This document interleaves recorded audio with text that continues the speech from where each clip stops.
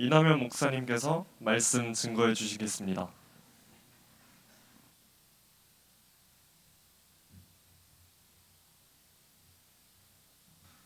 우리가 오늘 붙잡을 하나님의 말씀 고린도후서 4장 16절에서 18절입니다.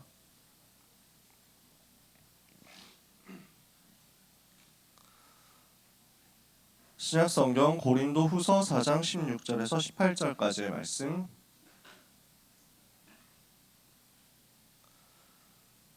고린도후서 4장 16절에서 18절 찾으셨으면 세 절을 같이 읽겠습니다.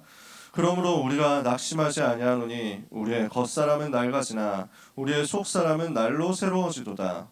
우리가 잠시 받는 환난에 경한 것이 지극히 크고 영원한 영광에 중한 것을 우리에게 이루게 함이니 우리가 주목하는 것은 보이는 것이 아니요 보이지 않는 것이니 보이는 것은 잠깐이요 보이지 않는 것은 영원함이라.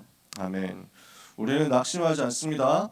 겉사람은 낡아지지만 속사람은 날마다 새로워지거든요. 불신자는 이 비밀 없습니다. 겉사람이 낡아지면 끝입니다. 그러니까 인생 리즈 시절, 인생 제일 좋은 시절이 한 20대 찾아오고 그 이후는 계속 내리막길인 거예요. 겉사람이 낡아지니까. 겉사람에만 인생 걸고 희망 걸고 있으니까. 그때는 또 돈이 없어. 근데 제일 화려할 때는 돈이 별로 없어. 돈이 생기면 이제 겉사람이 낡았어. 그러니까 그 낡은 걸 어떻게든 보충해 보려고 성형수술을 하기도 하고 화장을 많이 하기도 하고 옷을 뭐 엄청난 걸로 사 입기도 하고 하는데 속은 공허해요. 허무하다니까. 그래서 말도 안 되는 사기를 당하고 말도 안 되는 불륜 저지르고 이런 배경들이 계속 자꾸 따라 나온다니까. 왜냐? 눈에 보이는 게 단 줄 알고 살아가니까. 그리고 그 사람들에겐 그게 실제로 다야. 영원한 세계를 못 누리니까. 그리고 이 사람들한테 예비된 건 뭡니까? 영원한 지옥 배경이잖아. 여러분, 우리는 어떻습니까? 영원한 하나님 나라 배경을 가지고 있고 날마다 그리스도께 더 가까워지고 날마다 그리스도의 장성한 분량으로 더 성장하게 될 사람들입니다. 그게 하나님의 자녀예요. 그러니까 우리는 어떻습니까? 나이 들어가는 게 두려운 일이 아니에요. 나이가 들고 겉사람이 낡아져 가는 게 슬픈 일이 아니에요. 우리는 감사합니다. 우리는 더 즐겁습니다. 왜? 속사람이 날마다 더 새로워지니까. 그래서 오늘 이 비밀을 여러분이 누리게 되기를 바랍니다. 사실 잘 안 하다 할 수 있습니다. 나이를 먹는다. 아직 여러분은 잘 이해가 안 될 거거든요. 랩런트도 이해가 안 될 거거든요. 어른들은 잘 아시겠죠. 어떻게 해서 내가 지금 나이가 들고 있구나 하는 거 다 이제 보이잖아요. 근데 우리는 낙심하지 않는다니까. 하나님은 우리에게 참된 소망을 주셨습니다. 이 소망을 랩런트들이 굳게 붙잡기를 바랍니다. 그리고 17절에 뭐라고 합니까? 우리가 지금 잠시 받는 환난에 경한 것이라고 하니까 잘 모르겠죠. 한자로 하면 간단해요. 가벼운 것이라는 말입니다. 우리가 지금 잠깐 받는 환난의 가벼운 것을 통해서 지극히 크고 영원한 영광에 무거운 것을 이루게 된다. 무슨 말인지 이해가 되시나요? 제가 신혼여행 때 바울 전도 여정을 따라갔어요. 다 따라갈 수는 없고 에베소부터 해가지고 시작해서 드로아 찍고 그 다음에 빌립보, 데살로니가, 아덴, 고린도 그리고 보디올 거쳐서 로마 이렇게 올라갔거든요. 저는 진짜 완전 추천하는데 우리 랩런트들 중에 신혼여행 갈 사람 있으면은 저한테 알려주시면 제가 이거 정보 다 드립니다. 진짜 정말 너무 꿀팁 많은데 진짜 너무 좋으니까 꼭 갔으면 좋겠어요, 여러분이 진짜로. 하지만 아직 신혼여행 가려면 최소한 10년 정도는 아마 있어야 되지 않겠나 싶죠. 근데 거기 고린도에 갔을 때 바울이 총독 앞에서 재판받는 곳이 있어요. 성경 사도행전 18장 12절 이하에 보면 바울이 갈리오 총독 앞에 재판을 받거든요. 유대인들이 억지로 고발해가지고 그 어려운 일을 당했을 텐데 그 재판을 받았던 자리가 남아 있어요. 그러니까 총독 관저지. 그래서 고린도 폐허, 고린도 유적의 제일 중심가 메인 스트리트에서 딱 보면 이렇게 있거든. 그 총독 관저에 뭐 다 폐허지 돌무더기만 남아 있는데 거기에 여기가 바울이 재판을 받았던 곳이다 하고 표시가 써 있으면서 그 돌무더기 하나에 성경 구절을 새겨놨어요. 그 새겨놓은 구절이 이거였어요. 4장 17절. 고린도후서 4장 17절. 근데 너무 마음이 먹먹한 거야. 여기에서 지금 전도자가 복음 때문에 고난당하고 핍박받았었는데 바울은 그것을 두고 하나님께 감사하면서 우리가 지금 받는 환난, 지금 받는 핍박, 지금 당하는 어려움은 잠깐이다. 그리고 가벼운 것이다. 이것을 통해서 우리는 compare, 준비하게 된다. 뭘 준비하느냐, 뭘 예비하게 되느냐. 앞으로 우리에게 임할 지극히 크고 영원한 영광의 무거운 것. 그래서 영어 성경에 그 돌비에는 뭐라고 써 있었냐면 무엇과도 비교할 수 없는 영원한 영광의 무거운 것을 준비하는 것이다. 이게 여러분의 오늘임을 믿으시기 바랍니다. 저는 거기서 너무 은혜 받아가지고 진짜 한참 동안 그 둘이서 앉아 있었어요. 그 앞에서 앉아가지고 묵상하고 내려오니까 우리 묵상하는 걸 기다렸던 미국 친구 한 명 있더라고. 혼자서 배낭 메고 와가지고 우리하고 똑같이 거기 앉아가지고 한참 좀 묵상하고 가더라고. 되게 반갑더라고요. 저는 랩런트들 데리고 다른 거 욕심 별로 없어요. 여러분은 너무 바쁘니까. 고등학생 얼마나 바쁘니까. 지금 기말고사 일주일 남았잖아요. 얼마나 바쁘겠어요. 오늘은 특히 그래서 온라인에서 예배 드리는 친구들이 많을 거예요. 솔직히 말해서 만족스럽지는 않지만 왜냐하면 예배에서 생명 걸어버리고 타협 안 했으면 좋겠어 우리 랩런트들이. 근데 한편으로는 이해도 돼. 대치동 가보니까 대치동에 교회가 있는데 고등학생들을 위한 예배를 7시에 드리더라고. 대치동에 오전 7시에 여기서 예배 드리니까 수험생들 여기 와서 예배 주일 예배 출첵하고 학원 가세요 이렇게 해놨더라니까. 안타까운데 이해는 되더라. 그만큼 어렵잖아 솔직히. 그래서 저는 대통령이 이번에 수능 킬러 문항 없애라, 교과서 안에서 해결 못하는 문제는 없애야 된다 이렇게 얘기를 했는데 저는 그건 괜찮다고 생각해요. 저는 아니 진짜 비문학 지문을 풀 수가 있어야지. 물론 풀 수 있는 똑똑한 사람들도 있지, 잘하는 사람들도 있지. 근데 그 잘하는 사람 몇 명 말고는 다 엄청 고생해야 되고 그거 하기 위해서 되게 애를 많이 써야 되잖아.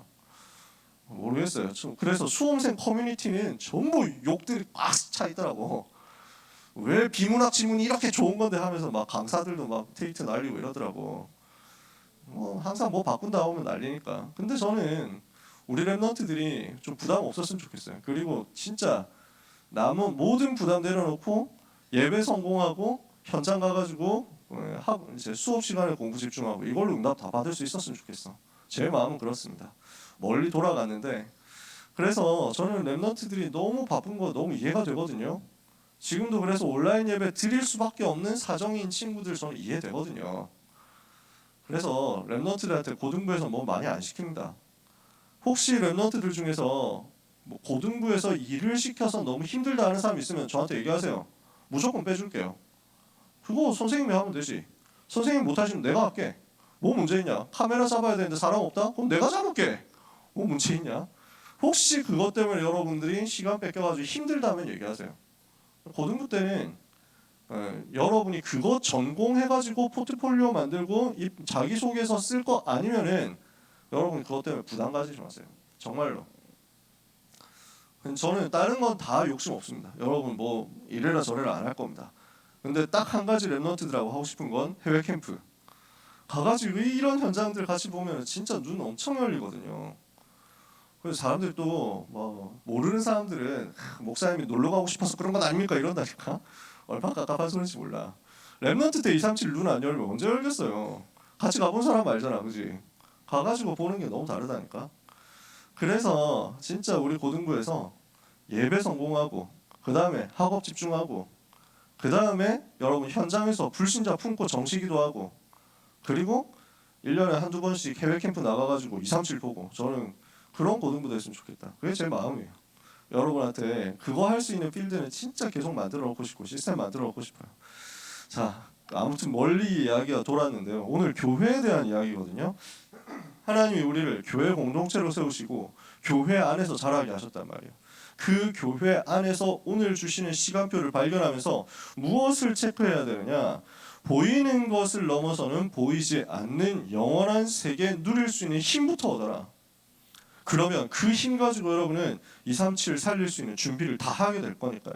이게 오늘 우리가 읽은 본문이라니까. 여러분 우리가 주목하는 것은 보이는 것이 아니요 보이지 않는 것이다. 보이는 것은 잠깐이고 보이지 않는 것은 영원하다. 바울의 이 메시지가 우리 속에 보좌의 세계 누리는 기도로 그대로 연결되는 은혜가 있기를 바랍니다. 오늘 메시지가 교회를 살리는 사역이거든요. 마침 또 입당 예배죠. 그래서 오늘 찬양에서도 교회에 대한 찬양을 예배 전 찬양 우리 이제 예배 앞에 찬양에서도 했고 또 찬양 대 찬양에서도 했죠. 오늘 이 응답을 우리가 다 같이 누려야 되겠습니다. 그러면 교회가 어떤 조직인지를 알아야 되겠죠. 마태복음 16장 16절에서 18절 우리가 잘 아는 말씀이죠. 주는 그리스도시요 살아계신 하나님의 아들이십니다. 베드로가 이렇게 고백하죠. 그러니까 예수님 뭐라고 하죠? 너는 베드로다. 내가 이 반석 위에 내 교회를 세우리니 음부의 권세가 너를 이기지 못하리라. 자, 교회는 어떤 모임입니까? 어떤 조직입니까? 그리스도를 예수를 그리스도라고 고백하는 그 반석 위에 그리스도께서 주님이 직접 세우시는 모임입니다. 그래서 교회는 지구상에서 가장 중요한 조직이에요. 왜? 우리 주님이 직접 세우신 거니까. 그리스도께서 내가 이 반석 위에 내 교회를 세우겠다. 음부의 권세, 사탄의 권세, 지옥의 배경이 너를 이기지 못할 것이다. 오늘 여러분이 이런 축복받은 교회인 줄 믿으시기 바랍니다. 그래서 에베소서 1장 23절에 보면 뭐라고 얘기했냐면 교회는 그리스도의 몸이다. 그리스도는 만물 위에 교회의 머리다. 우리는요 그리스도를 머리로 한 몸 공동체예요. 우리 모두가 한 몸이라니까. 한 가족이야. 한 지체야. 옆에 있는 사람 보고 꼴 받고 킹 받는다고 하면은 그거는 뭐하고 똑같냐 하면은 손가락이 이 왼손 손가락이 오른손 손가락 보고 야씨 너는 왜 생긴 게 이따위냐 하고 싸우는 거하고 똑같은 거야. 우리는 그럴 이유가 하나도 없어. 내 몸인데 한 몸이라니까. 우리는 서로 다 한 몸 된 한 지체, 그 몸의 모든 공동체야. 그러니까 여러분, 그래 예를 들어서 내가 허벅지를 어디 찔렸어. 그러면 허벅지 아프지. 허벅지만 아프고 손은 안 아픕니까? 머리는 안 아파요? 아무튼 그게 아니라니까. 온몸이 다 연결돼 있잖아. 그렇잖아. 우리는 다 한 가족, 한 팀. 그래서 오늘 찬양팀들 우리 오늘 일당 예배 때문에 준비해가지고 옷을 이렇게 맞춰 입고 오니까 너무 감사한 거야. 우리는 한 몸인데 한 팀인데 이런 거 좀 많이 했으면 좋겠어. 찬양팀 그 단체 팀만 만들었으면 좋겠다고 제가 부탁을 드린 게 한 몇 개월 전인 것 같은데 했으면 좋겠다. 물론 뭐 싫으면 안 해도 되는데 여러분 팀 맞추는 거 괜찮아? 찬양팀 단체 팀 만드는 거 괜찮아? 저는 뭐 이런 거 너무 좋아하거든요. 그러니까 안 되면은 후드 집업 해가지고 가을에 맞추고 막 해가지고 그럼 입었다 벗었다 하면 될 거 아니야. 이번에 우리 자체 수련회도 할 건데 자체 수련회 때도 단체 팀 맞추면 어떨까요? 그래가지고 네 레알 마드리드 유니폼 찍어가지고 등 뒤에 호날두 달고 네 뭐 괜찮다. 뭐 아무튼 뭐 좋습니다. 저는 그래서 우리가 한 몸이라는 거야. 온 교회는 한 공동체야. 세 번째, 그리스도께서 명령하신 게 또 교회입니다. 세계복음화를 명령하신 주님이 그 세계복음화를 위해서 어떤 방법을 주셨느냐. 자, 하늘과 땅의 모든 권세를 내게 주셨으니 그러므로 너희는 가서 모든 민족을 제자로 삼아 아버지와 아들과 성령의 이름으로 세례를 줘라 그랬죠. 성부, 성자, 성령 삼위일체 하나님 그 이름을 가지고 세례를 줘라. 뭐 하라는 거죠? 교회를 세워라. 이게 주님의 방법인 거야. 우리는 세례받고 예수 그리스도를 영접하고 하나님의 자녀가 되었는데 그 중에서도 세례를 받고 유아 세례를 받아서 입교를 하고 이렇게 해가지고 교회 일원으로 등록된 공동체야. 교회의 한 가족이라는 거지. 아직 세례 안 받은 사람도 앞으로 세례를 받을 거거든. 세례를 받아야만 구원받는 게 아니야. 세례를 받는다는 것은 구원을 받고 교회 가족이 되었다는 표시를 하는 거거든. 그러니까 우리 주님 명령하신 거야. 세례 주라고. 교회의 한 가족으로 묶어주라고. 시스템 세우라고. 그래서 우리 주님이 가지신 최고의 관심이 교회에 있습니다. 주님의 최대 관심이 교회야. 그래서 요한계시록 2장 1절에 보면요. 예수님이 부활하신 예수님이 지금도 보좌에서 하시는 일이 교회를 지키시고 교회의 목회자, 교역자, 전도자들을 오른손으로 붙잡고 계신다. 이게 지금도 주님이 하시는 일이에요. 교회를 지키시고 전도자를 보호하신다. 그 주님이 최고 관심을 가지고 지금도 여러분을 지켜보고 계시는 겁니다. 교회가 이만큼 소중한 공동체야. 교회가 이만큼 중요한 공동체야. 그러면 그 교회의 시작이 어디냐? 고린도전서 3장 16절에 너희는 너희가 하나님의 성전인 것과 하나님의 성령이 너희 안에 거하시는 것을 알지 못하느냐. 어디에서 시작되는 거예요? 예수님을 그리스도로 영접하고 성령님을 내 속에 모신 하나님의 자녀 한 사람 한 사람에게서 시작되는 것이다. 그게 교회야. 즉 다른 말로 하면 여러분 자신이 바로 교회다. 내가 바로 교회야. 그러면 교회를 살리는 사역은 어디에서 시작되겠죠? 나를 살리는 것에서 시작된다. 오늘 여러분 자신을 살리는 응답이 반드시 있게 되기를 예수님 이름으로 축복합니다. 나를 살리면 교회가 살아나요. 내가 살아나면 가정이, 교회가, 현장이, 학교가, 미래가 다 살아나는 거야. 내가 살아나면 237이 살아나도록 하나님은 오늘 역사하신다니까? 두고 보세요. 오늘 언약을 함께 붙잡고 내가 누군지를 발견하고 하나님이 주시는 응답의 비밀을 찾아내시기를 바랍니다. 성도는 누굽니까? 고린도후서 4장 7절에 보니까요. 우리가 이 보배를 질그릇에 가졌으니 이는 능력의 심히 큰 것이 우리에게 있지 아니하고 하나님께 있음을 알게 하려 함이라 그랬습니다. 질그릇이 뭡니까? 약한 그릇이다. 별 보잘것없는 그릇이다. 그런 말이에요. 그래서 질그릇인데 이 질그릇을 우리가 쉽게 얘기하자면 저는 다이소를 좋아합니다. 다이소 아주 훌륭한 제품들을 많이 팝니다. 그래서 일용품, 생활품들 다이소에서 많이 삽니다. 그죠? 다이소 나쁜 게 아니야. 근데 다이소에서 파는 1,000원짜리 그릇 있잖아. 그 1,000원짜리 그릇을 가지고 존귀하고 보배롭고 명품 진짜 대박 그릇 이렇게 해가지고 하지는 않는다니까. 다이소에서 만들어가지고 팔고 있는 1,000원짜리 그릇을 가지고 국립중앙박물관에 갖다 놓고 21세기에 만들어진 대표적인 명품 유물이라고 하지는 않을 거야. 무슨 말인지 이해가 되세요? 질그릇이야 그게. 그러니까 좋은 그릇이지만 만약에 깨졌다 이거 가지고 어떡해 이러지는 않는다니까. 깨졌네 새로 사와야 되겠는데 이런 정도야. 그게 질그릇이라고. 근데 그게 우리야. 별로 보잘것 없어 보이거든. 난 대단치 않아. 나는 훌륭하지 않아. 언제든지 대체 가능한 인물이야. 세상이 봤을 때는 100% 대체 가능한 인물. 근데 하나님이 나를 어떻게 보냐면 아니야. 너는 나의 보배로운 그릇이야 라고 말씀하는 겁니다. 왜? 보배를 담았거든. 별 볼 일 없는 내 속에 보배 되신 그리스도께서 들어오셨어요. 그러니까 여러분이 어떤 존재로 바뀌어버렸냐면 가장 보배롭고 존귀한 존재로 바뀐 거예요. 그게 렘넌트야. 그게 하나님의 자녀야. 그게 여러분 한 사람 한 사람이야. 옆에 있는 사람을 향해서 축복합시다. 당신은 보배롭고 존귀한 렘넌트입니다. 오글거려도 어쩔 수 없다. 왜냐? 성경이 이렇게 얘기했거든. 아니 오글거리는 구절 이렇게 써놓으면 어떡합니까? 라고 하는 사람은 지금 하나님께 그러는 거라니까. 이사야 43장에 그랬다니까. 하나님이 여러분 보고 뭐라냐? 내가 너를 보배롭게 여기고 내 눈에 존귀하게 여겨 너를 사랑했다. 그게 렘넌트예요. 절대로 낙심하지 마라. 여러분은 질그릇 같지만 보배를 감춘 그릇입니다. 우리는 어떤 사람입니까? 고린도서 4장 4절에 보니까 이 세상 신이 믿지 않는 자들의 마음을 혼미하게 하여 그리스도의 복음의 영광의 광채가 비치지 못하게 한다. 그리스도는 하나님의 형상이다. 바울이 이렇게 얘기했어요. 이 세상 신이 누굽니까? 사탄이거든요. 그 사탄에게 잡혀가지고 모든 불신자들은 눈이 완전 캄캄해져 버렸어. 어두워져 버렸어. 안 보여. 그리스도의 빛이 안 보인다고. 비춰지는데도 불구하고 이걸 거부하고 거절한다니까.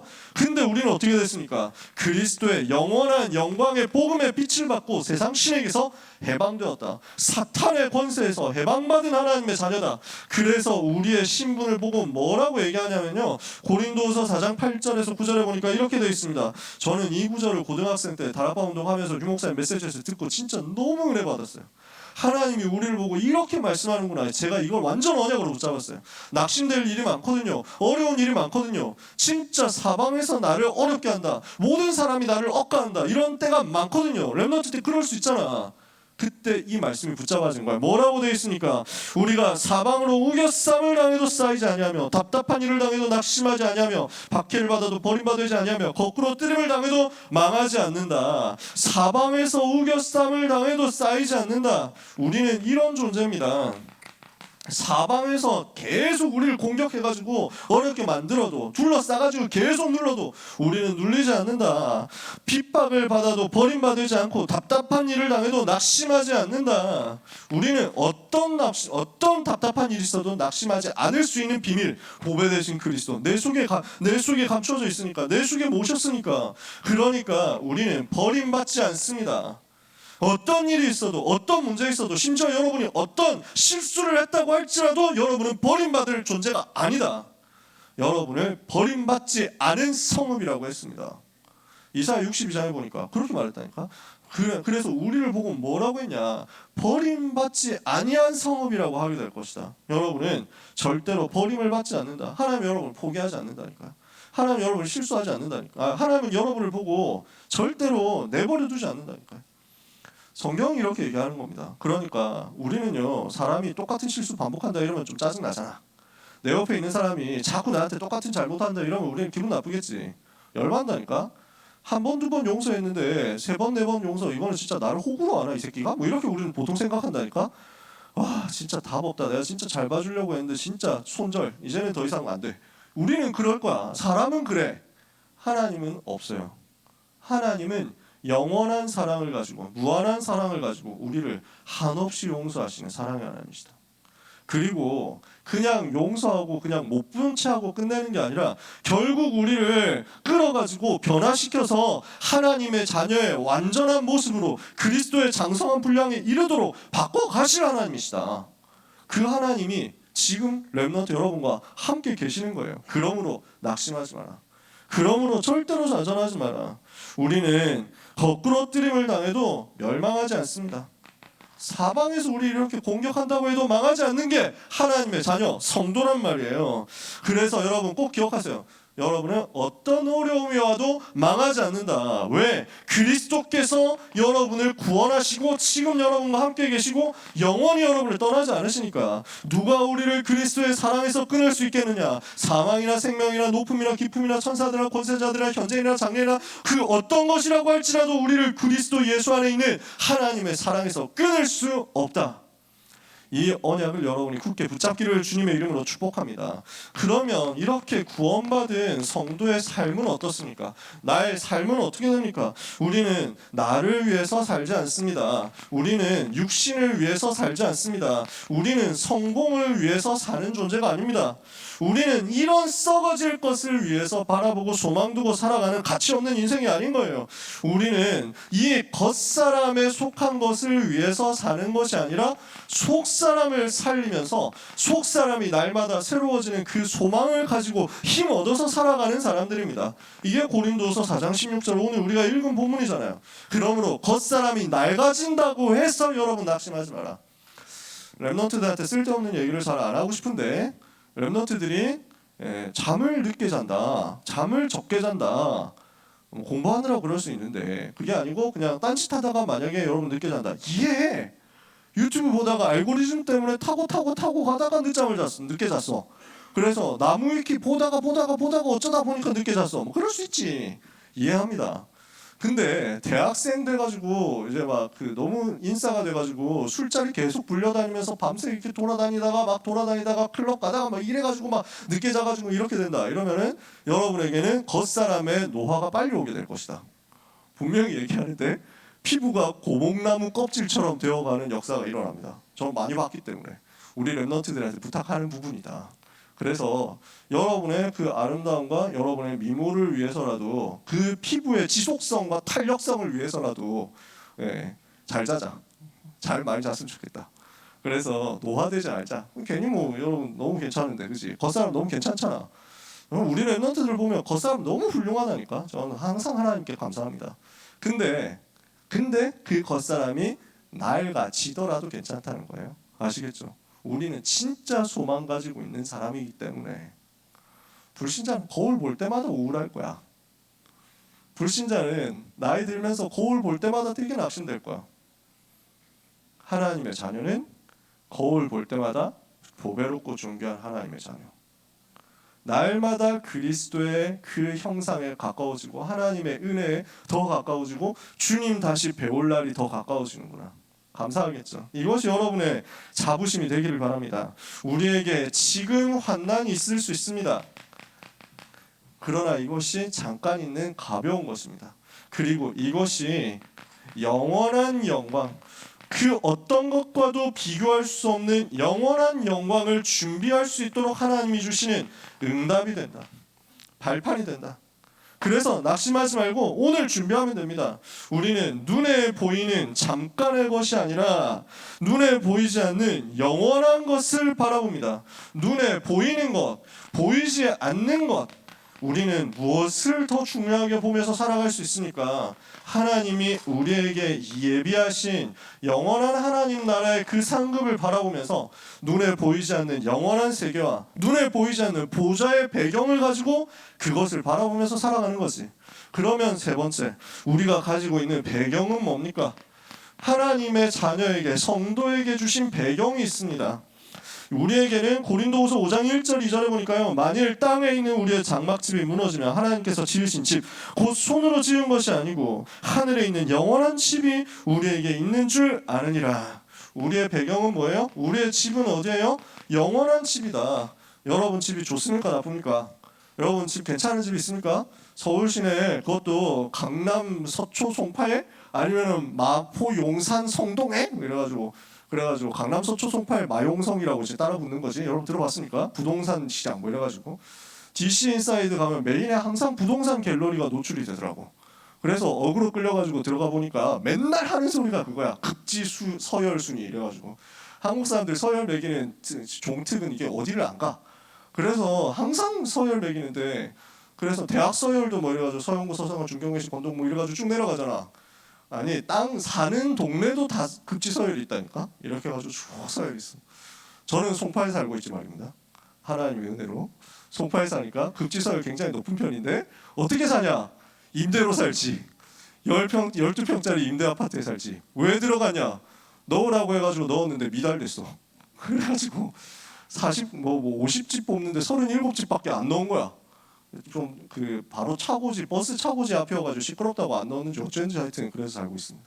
하나님의 은혜로. 뭐 여러분 하여튼 집 걱정하지 마라. 하나님 다 예배해놨으니까. 근데요, 세상 사람들은 그거 가지고 되게 속상해한다니까. 그 집 브랜드가 얼마나 되느냐, 어느 정도 되느냐 이거 가지고 엄청 따지면서 살아가잖아. 그래가지고 무슨 이제 LH 아파트 산다 이러면 막 이렇게 거지처럼 생각하고, 막 불가촉 천민 어울리지 마라 이렇게 생각하고. 근데 또 막 빌라 사는 사람들은 그래도 아파트 들어갔으면 좋겠다 뭐 이러고, 다 그런 수준이야. 전부 막 그거 하고 있다니까. 여러분, 우리는요 살 집이 영원한 집이 따로 있습니다. 이 땅에 있는 것은 영원한 게 아니에요. 이 땅에 있는 초소에서는 영원한 것이 없다. 우리의 소망은 땅에 있는 것에 있지 않습니다. 영원한 것을 바라보고. 집은 언제 생깁니까? 여러분이 세계복음화 할 수 있는 준비되었을 때, 미션홈 할 수 있는 준비되었을 때, 그 미션홈 할 만큼의 여러분의 영적 상태와 그릇이 준비되면요, 그 집에 모여야 할 제자의 수를 보고 하나님이 집을 주실 거예요. 아시겠어요? 돈으로 집을 살려고 하면 답 안 나온다. 각 안 나와. 여러분이 재벌이 아닌 이상에는. 우리는 그걸로 말고 하나님이 주시는 것을 찾으면 돼요. 하나님이 다 예비해 놓으셨어. 우리에게 진짜 예비된 것은 영원한 하나님 나라의 집입니다. 그래서 우리는 하늘로부터 임하는 것을 덧입기를 원하면서 살아가는 것입니다. 그것을 어떻게 이루십니까? 5장 5절에 보니까 곧 이것을 우리에게 이루게 하시고 보증으로 성령을 우리에게 주신 분은 하나님이시다. 그래서 우리의 보증은 성령님이시다. 우리를 인치셨다니까. 보증금 얼마 없어가지고 어디 비싼 데 못 들어간다?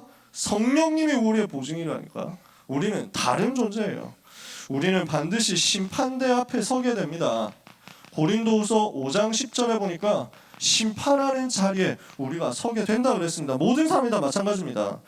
그래서 우리가 다 그리스도의 심판대 앞에 나타나게 되어 각각 선악간에 그 몸으로 행한 것을 따라 받으려 함이라 그랬습니다. 근데 요 심판을 두고 우리가 생각할 게 있습니다. 요한복음 5장 24절에 누구든지 내 말을 듣고 또 나 보내신 이를 믿는 자는 영생을 얻었고 심판에 이르지 아니하나니 사망에서 생명으로 옮겼느니라. 우리는 심판받지 않는다니까. 불신자는 심판받아. 그 행한 모든 것에 대해서 심판받아. 그래서 길거리에 침 한 번 뱉은 것까지도 다 심판받을 거야. 당연히 심판받지.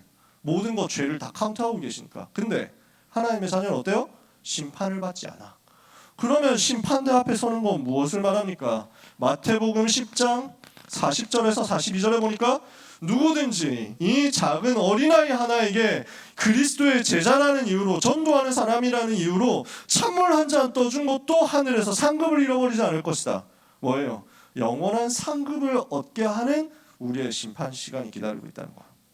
불신자들은 얼마나 죄 많이 지었느냐, 얼마나 악하게 살았느냐, 이거 다 카운트해가지고 심판한다니까. 하나님의 자녀는 심판대 앞에서 어떻게 됩니까? 전도를 위해서 조금이라도 쓰임받은 부분, 복음 때문에 약간이라도 헌신한 부분 다 찾아내가지고 일일이 다 표창하신다니까. 그것이 우리에게 기다리고 있는 겁니다. 오늘 하나님의 자녀 무엇을 생각해야 됩니까? 하나님은 교회 살리라고 나를 불렀습니다. 그 교회 시작이 어디 있습니까? 나에게 있다. 내가 바로 교회고 나는 멸망할 수 없는 비밀 가진 하나님의 자녀다. 우리는 눈에 보이는 것을 위해서 살아가는 것이 아니라 눈에 보이지 않는 영원한 것을 위해서 살아간다. 그래서 우리의 배경은 영원한 하나님의 나라. 그래서 그 영적 세계의 배경을 가지고 오늘 우리는 결론 내리면 됩니다. 우리 랩런트들 혹시 만약에 내가 쉽게 상처받는다 이런 사람 있습니까? 쉽게 낙심한다, 쉽게 좌절한다, 또는 쉽게 잘난 척한다. 어떤 사람은 굉장히 과장하는 사람도 있을 겁니다. 굉장히 오버하고 꾸미는 사람도 있을 겁니다. 여러분이 화장을 하지 마라 이런 얘기를 하는 게 아니고요. 좋은 옷 입지 마라 이런 얘기를 하는 게 아닙니다. 겉사람을 한번, 이거는 겉사람에 굉장히 좌우되고 있다는 거거든요. 이걸 한번 점검해 보자는 거지. 겉사람을 꾸미고 과장하고 오버하고 겉사람에 속한 것 때문에 너무 낙심하고 넘어지고 무너진다. 이것은 속사람이 약하다는 거예요. 이거 점검해봐. 내가 겉사람의 것 때문에 너무 시험에 들고 겉사람의 것 때문에 너무 낙심하고 상처 쉽게 받고, 그래서 기쁠 땐 너무 기뻤다가 낙심될 땐 너무 낙심되고 이렇게 한다면 겉사람, 속사람의 것은 약하다는 거야. 그래서 여러분은 속사람을 굳세게 하고 강하게 하는 응답을 이번 주간에 찾아내시기를 바랍니다. 이 응답을 여러분이 받으셔야 돼요. 그래서 속사람이 강해지도록 하는 방법이 어디에 있습니까? 하나님이 주신 정확한 해답으로 정리가 되어 있어야 되고, 이 속에서 하나님이 나에게 주시는 확신이 회복되어야 되고, 이 속에서 하나님이 주시는 참된 소망이 생겨야 됩니다. 그래서 뭐가 필요하냐면요, 지난주에 용서 얘기했잖아. 그러니까 현장에서 포럼하는 친구들 중에 보면 용서해야 되는데 진짜 용서 안 되는 인간인데 진짜 좀 찔렸다 이런 반응들이 많았고, 그러는 가운데 용서해야 되는데 너무 어려워서 좀 솔직히 좀 그렇더라 이런 친구들도 좀 있었습니다. 제가 여러분한테 얘기하고 싶은 건 그 친구들한테도 얘기했는데, 용서가 안 되면 용서하려고 눌리지 마라. 어차피 용서 안 한다고 해가지고 여러분이 칼 들고 가가지고 찌를 건 아니잖아. 그렇잖아. 용서를 해야 되는데 내가 용서를 못하고 있으니, 이것도 어떤 면에서는 종교예요. 그래서 지난주 메시지 뭐였어요? 내가 용서받았구나, 이걸 찾아내는 거야. 복음에 집중하는 거야. 내가 복음으로 충만해지고 나면 용서받은 사실이 더 크게 오는 거야. 이게 누려지니까 그 다음에 사탄의 전략이 내가 가지고 있는 복음 누리는 영적 여유 속에서 보이는 거야. 지금 마귀는 이걸 가지고 나를 공격하는구나. 내가 손해 안 봐야 되겠다. 내가 받은 은혜 생각하니까 너무 감사하고, 더 이상 저 사람이 나를 괴롭히는 것, 괴롭혔던 것 나에게 문제가 안 되는구나. 오히려 그것 때문에 내가 하나님 바라볼 수 있게 됐고, 그것 때문에 내가 복음 붙잡을 수 있게 됐구나. 나는 감사하다. 근데 내가 이 사람이 나한테 잘못했다고 해가지고 끝까지 용서 안 하고 있으면은 사단을 공격하겠구나. 그만 꺾으면 되지. 이렇게 돼버린다니까.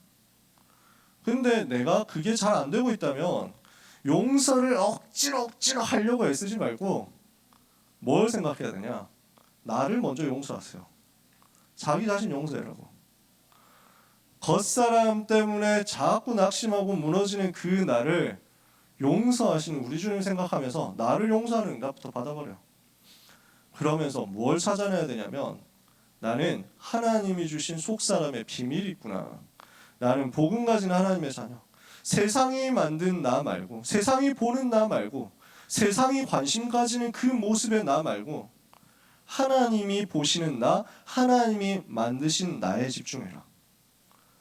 그래서 요걸 통해서 속사람을 살려내는 겁니다. 그러면 어떻게 됩니까? 우리는요 고린도후서 5장 17절이 됩니다. 누구든지 그리스도 안에 있으면 새로운 피조물이라. 이전 것은 지나갔으니 보라 새 것이 되었도다. 나는 새로운 피조물이야. 더 이상 나는 과거에 잡혀있지 않아. 과거에 있었던 그 문제, 과거에 있었던 상처, 과거에 내가 했던 실수, 세상 그거 갖고 나를 물어뜯습니다. 하나님은 이미 잊어버렸다 했습니다. 하나님은 이미 삭제했다 했습니다. 하나님은 이미 용서했다 했습니다. 끝났어요. 그리스도 안에서 끝났습니다. 나는 새로운 피조물이다. 이전 것은 지나갔어요. 나는 새 것이 되었어. 이 속에서 하나님이 나에게 주신 새로운 정체성이 찾아지면 우리는 자기 자신을 정죄하고 자기 자신을 한심하게 보고 자기 자신을 부끄러워 보이니까 이것 때문에 일부러 또 오버하고 과장하고 이게 치유돼요. 하나님이 만드신 나, 이걸 있는 그대로 볼 수 있는 힘이 생기거든요.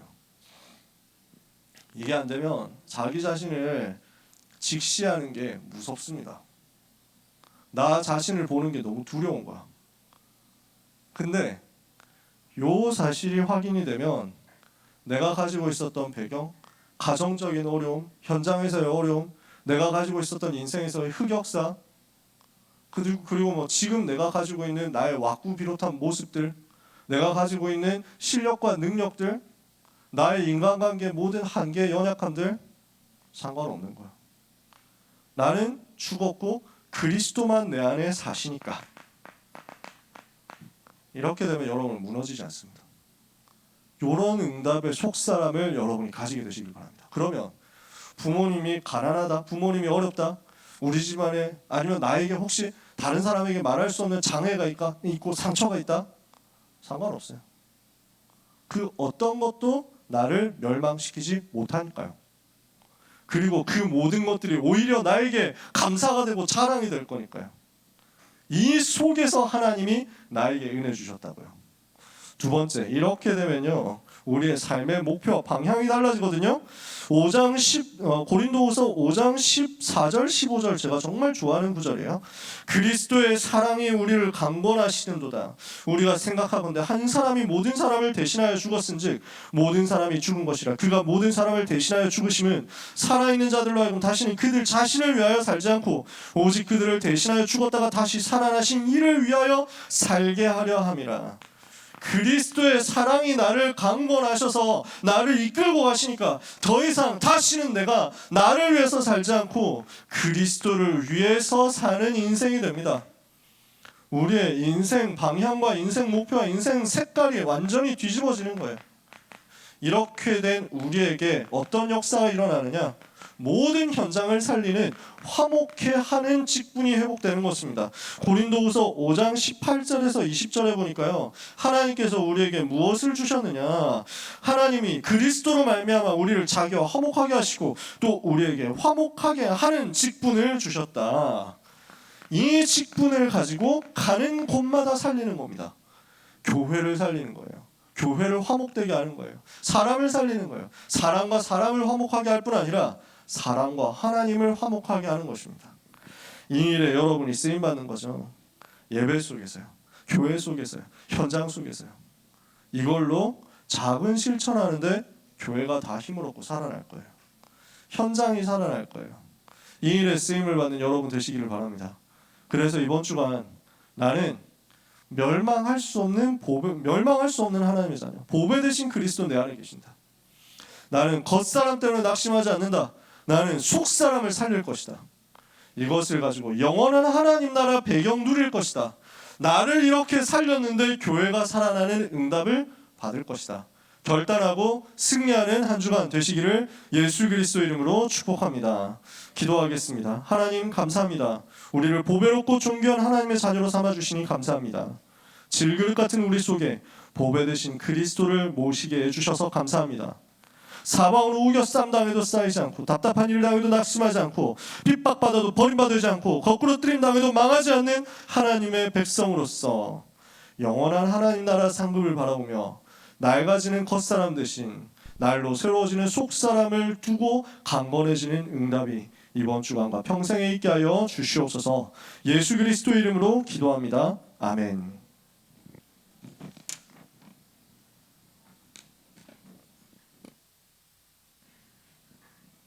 1분간 주신 말씀 가지고 묵상하는 시간 가지도록 하겠습니다.